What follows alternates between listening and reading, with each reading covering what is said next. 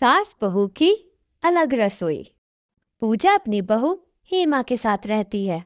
पूजा के इकलौते बेटे विवेक की शादी हाल ही में हुई है, लेकिन पूजा को अपनी बहू हेमा के हाथ का खाना बिल्कुल अच्छा नहीं लगता। आय हाय हाय, सुबह सुबह मूड और जबान दोनों का सवाल खराब कर दिया। अरे बहू, मायके में कभी चाय भी बनाई है क्या तूने? कुछ भी ठीक से बनाना नहीं आता। दाल चावल उपमा कुछ भी नहीं बनाना आता तुझे।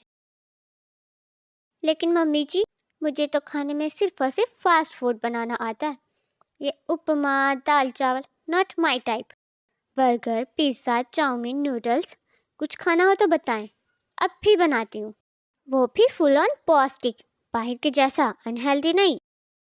हाय कितना बोलती है बहू। तू एक काम कर, तू ना इस खाने में जहर मिला दे, क्योंकि ये बेस्वाद और फीका खाना खाने से अच्छा है कि मैं जहर ही खा लूँ। मम्मी जी, आप ऐसा क्यों बोल रही हैं? क्या मैं इतना बुरा खाना बनाती हूँ? अगर ऐसा ही है तो फिर बुला लो किसी काम वाले को। इतने में वहाँ पूजा का बेटा विवेक आ जाता है। अरे क्या सुबह सुबह फटे हुए ढोल की तरह बज रहे हो आप दोनों? और ये क्या तरीका है मम्मी से बात करने का हेमा? वो सहेली नहीं, सास है तुम्हारी।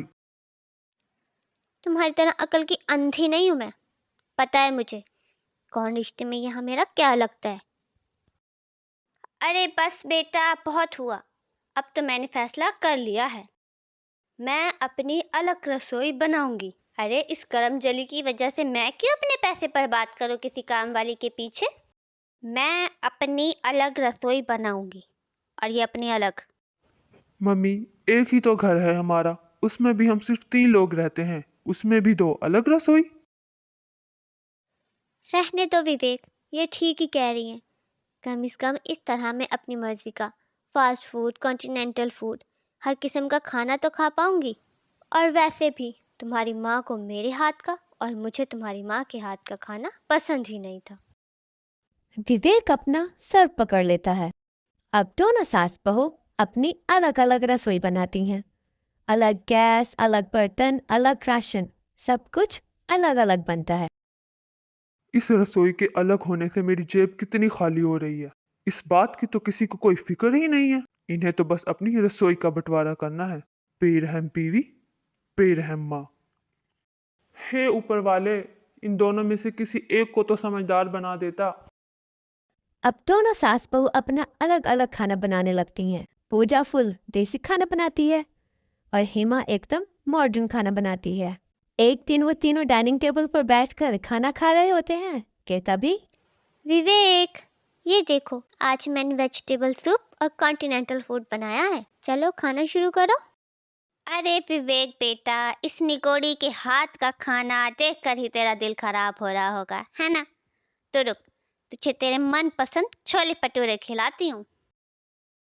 अरे छोड़ इस बेकार के खाने को। नहीं, विवेक वही खाएगा जो मैंने बनाया है। आपका ये अनहेल्दी खाना नहीं खाएगा मेरा पति, वो मेरी ही बात मानेगा। ओ महारानी, तेरे पति से पहले वो मेरा बेटा है, इसलिए ज़्यादा चौड़ी मत हो, वरना कान के नीचे 2 लगाऊंगी और कानों को सेक दूंगी तंदूर की तरह। इसी तरह सास बहू की कहासुनी शुरू हो जाती है, जिससे परेशान होकर विवेक अपना आपा खो देता है और जोर से चिल्ला पड़ता है। बस! अरे क्या जंगली बिल्लियों की तरह लड़ रहे हो आप दोनों आपस में? मैं आप दोनों में से किसी का खाना नहीं खाऊंगा। मैं जा रहा हूँ होटल से खाना ऑर्डर करने। आप दोनों ही खाओ अपना अपना खाना। और विवेक नाराज होकर अपने कमरे में चला जाता है। देख लिया, अब तेरी वजह से मेरा बेटा बाहर का गंदा खाना खाएगा। बहुत ही मनहूस दिन था जिस दिन तू इस घर में आई थी। ओ हेलो, रसोई का बंटवारा करने का शौक आपको था, मुझे नहीं।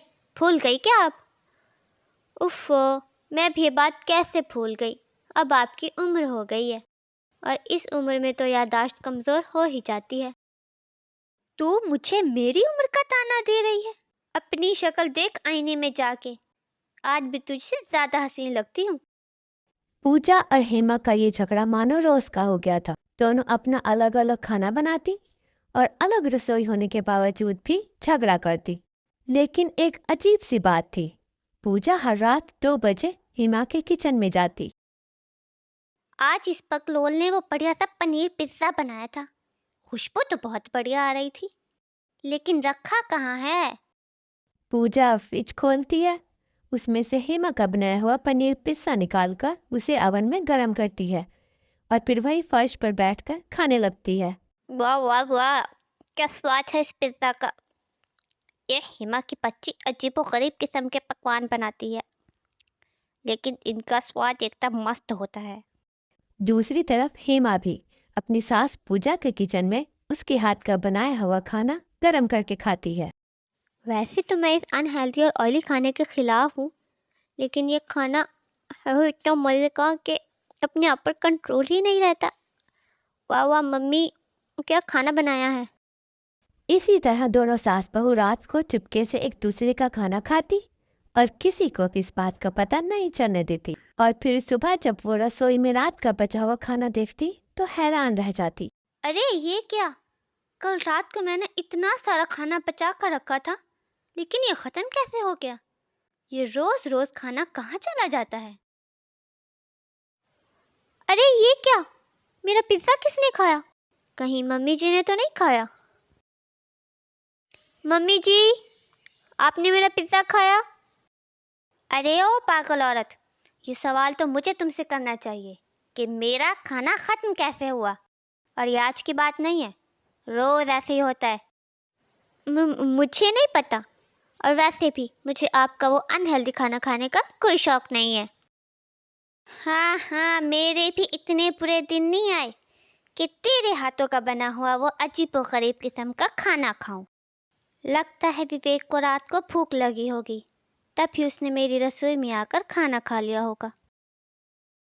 मुझे लगता है विवेक को रात को भूख लगी होगी, तब उन्होंने मेरी रसोई में आकर फ्रिज से पिज़्ज़ा खा लिया होगा।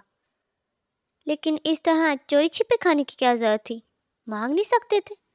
अहंकार तो कूट कूट कर भरा है दोनों माँ बेटों में।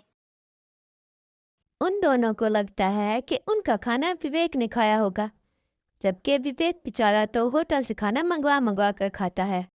फिर एक रात जब विवेक पानी पीने के लिए उठता है तो वो पूजा को हिमा की रसोई में और हिमा को पूजा की रसोई में खाना खाते हुए देख लेता है।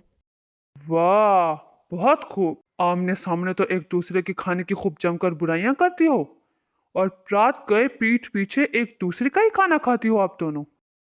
पहले तो आप दोनों के एक दूसरे के हाथ का खाना पसंद नहीं था, तो अब क्या हुआ? सॉरी विवेक, लेकिन मुझे मम्मी जी के हाथ का खाना पसंद है, और मुझे भी इसके हाथ का बना हुआ इसके टाइप का खाना पसंद है। यही तो मैं आपको समझाना चाहता हूँ।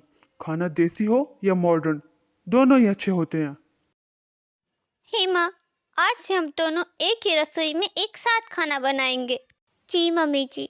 दोनों सास बहू की अलग रसोई अब एक हो जाती है, और तो और दोनों अपनी देसी और मॉडर्न डिशेस का टिफिन सर्विस शुरू करती हैं।